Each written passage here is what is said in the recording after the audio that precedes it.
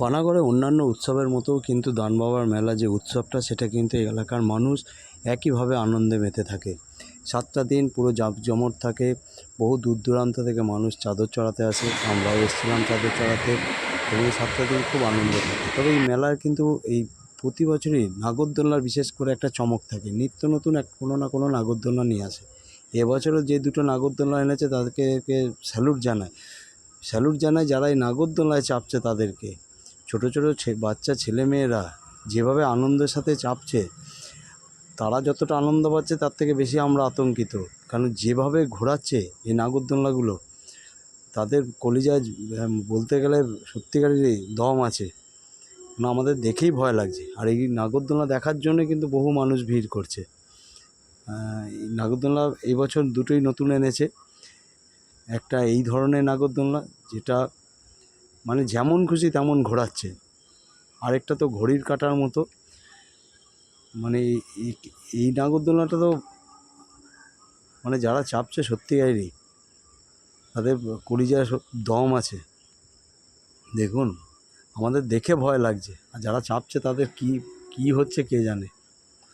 তারা তো খুবই আনন্দ। সবথেকে বেশি হয়েছে ছোটো ছোটো ছেলেমেয়েরা, বাচ্চা ছেলেমেয়েরা এটাতে চাপছে, যেটা দেখে আমাদের তাজ্জব হয়ে যাচ্ছে।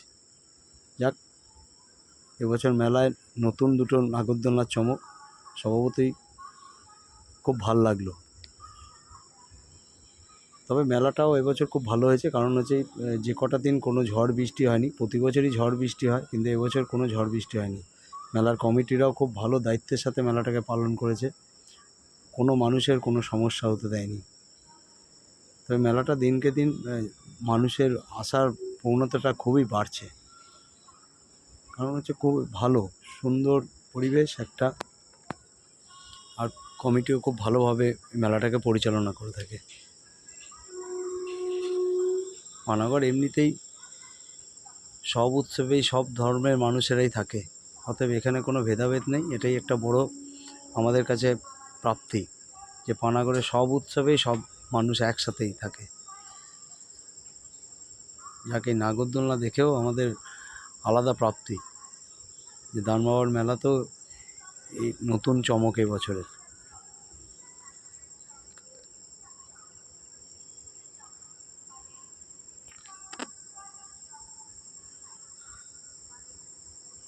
দেখুন কিভাবে ঘোরালো নাগরদোলনাটা।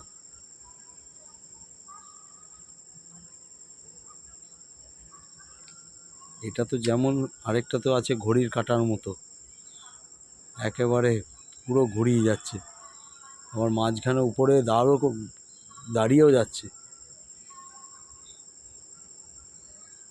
এবছরের দুটো নতুন চমক দানবাবার মেলায়। যাক, মেলাটা দেখে খুব ভালো লাগলো।